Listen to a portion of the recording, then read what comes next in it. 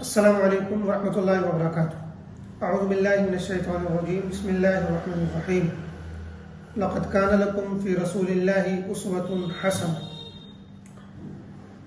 محترم ناظرین و سامعین، ربیع الاول کا مبارک مہینہ شروع ہو چکا ہے۔ یہ مہینہ ہر سال آتا ہے اور چلا جاتا ہے، مگر ہم اس مہینے کی قدر نہیں کر پاتے ہیں اور غفلت میں اس کو گزار دیتے ہیں۔ جب بھی یہ مہینہ آتا ہے تو ہمیں حضور پاک علیہ الصلوۃ والسلام کی ولادت کی اور آپ کی زندگی کی یاد دلاتا ہے۔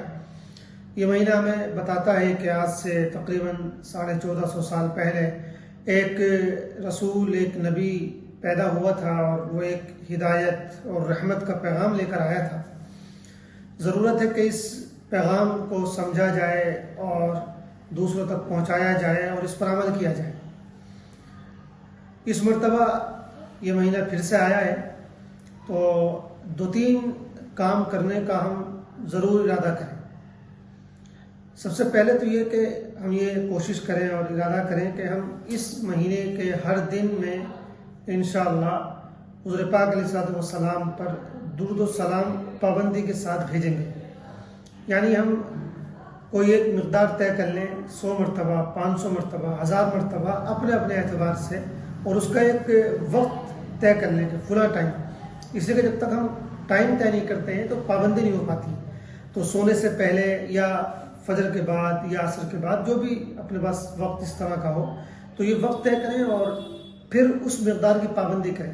تو ہم یہ ارادہ کریں کہ ہم اس مہینے انشاءاللہ روزانہ بلا ناغہ حضور پاک علیہ السلام پر درود بھیجیں گے، اور پھر جو درود ابراہیمی، اللہم صلی علی محمد وعلی آل محمد، اللہم بارک علی محمد وعلی آل محمد، پورا درود وہ ہم پڑھیں گے، جو بھی اور دوسرے الفاظ ہیں ان میں ہم پڑھ سکتے ہیں۔ تو پہلا کام تو ہم یہ کریں گے انشاءاللہ کوئی بھی دن اس مہینے کا ایسا نہیں جانے دیں گے جس میں ہم نے حضور پاک علیہ السلام پر درود اور سلام نہ بھیجا۔ دوسرا یہ تہیہ کریں، ارادہ کریں کہ انشاءاللہ اس مہینے ہمیں سیرت کی ایک کتاب کم سے کم ضرور پڑھنی ہے، کوئی بھی کتاب۔ عام طور پہ 200، 250، 300 صفحات کی کتابیں ہوتی ہیں، تو آپ 300 صفحے کی کوئی کتاب اگر لیتے ہیں تو روزانہ آپ کو 10 صفحے پڑھ لیں، تو اس طرح ایک مہینے میں 300 صفحے کی کتابیں مکمل کر سکتے ہیں۔ ہمارے یہاں چونکہ عام طور پہ مسلمان حضور پاک علیہ السلام کی سیرت سے واقف ہی نہیں ہے، پڑھتے ہی نہیں ہیں۔ جب پڑھیں گے نہیں، واقف نہیں ہوں گے تو پھر محبت کیسے پیدا ہوگی، اور جب محبت پیدا نہیں ہوگی تو پھر عمل کا جذبہ کیسے آئے گا۔